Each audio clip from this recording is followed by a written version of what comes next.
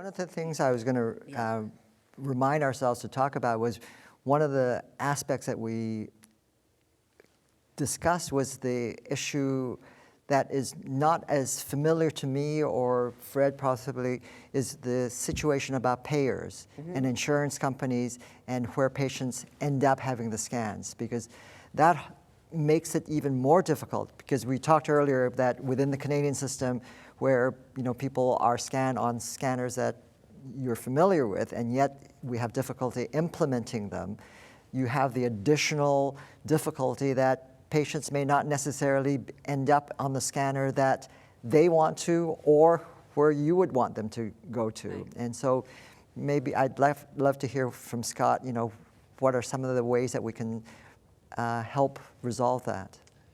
Yeah, that's a big hurdle. I would say that the one thing that comes to mind is, year to year, someone's insurance could change.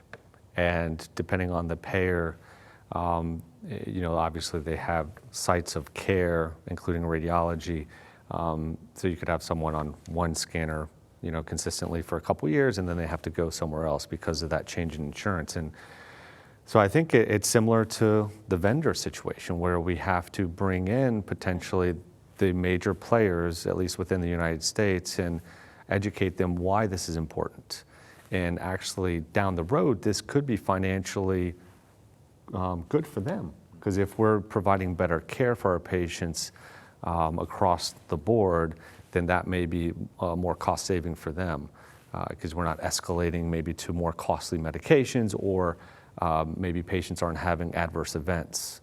That's why I think education and public outreach is really important, to make sure that everybody's using it, not just in the so-called expert centers, but really across the nation.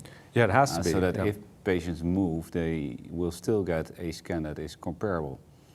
That doesn't, prevent issues with interpretation, if I may, as a radiologist, because getting an outside scan is really not very helpful, because first of all you have to get it onto your system, then the image looks slightly different than you're used to, even if they try to follow the protocol. Then you have to realize that there's an outside report. So if you report on it, you have to check that it's not deviant from the outside report, or be able to explain it. So it brings in a level of complexity that is unavoidable. So I'm still not a big fan of it, but if it has to happen for payer reasons, then it has to happen. So we need to make sure that then at least we get a minimum quality, and the core sequences that you mentioned are really important to get them straightened out and implemented I think globally. So our next job is to meet with the payers to really make them understand that when a prescription is written, it should go to a unit that has adopted our protocol, because otherwise they're just wasting their money. Yeah, I think that's a very, very critical point, is that you do the scans, and yet if the scans cannot be used in the right way, and if it has to be repeated, that's additional cost. But even worse is that if it leads to the wrong management decision, that's even much more costly, because the cost of a scan is minuscule compared to the cost of the medication over that period of time. I'll tell you how I deal with it clinically, and I'd like to hear your viewpoint on this as well. If we have someone that establishes care with us and they have a bunch of outside scans that are subpar quality, we'll usually try to update the MRI at that point in time, even if the radiologist mentions, okay, there may be a new lesion present. I will usually take the approach of repeating the MRI maybe 6 months down the road, which adds cost to it, right? Because now you're talking like 3 MRIs in a calendar year. But we'll do that, at least I'll try to get those approved because of the patient, right? To make sure that there's not new disease activity happening in a short period of time.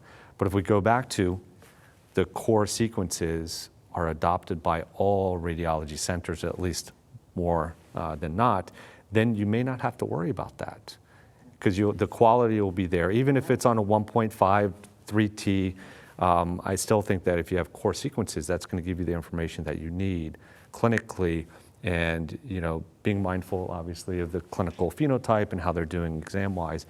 But I would love for that to happen. And it's less tube time for the patients, which I can tell you probably hear it from the patients. I hate being in the MRI tube, whether they're claustrophobic. If we're doing spine imaging, that's an extra 30 minutes to an hour. So it adds that as well.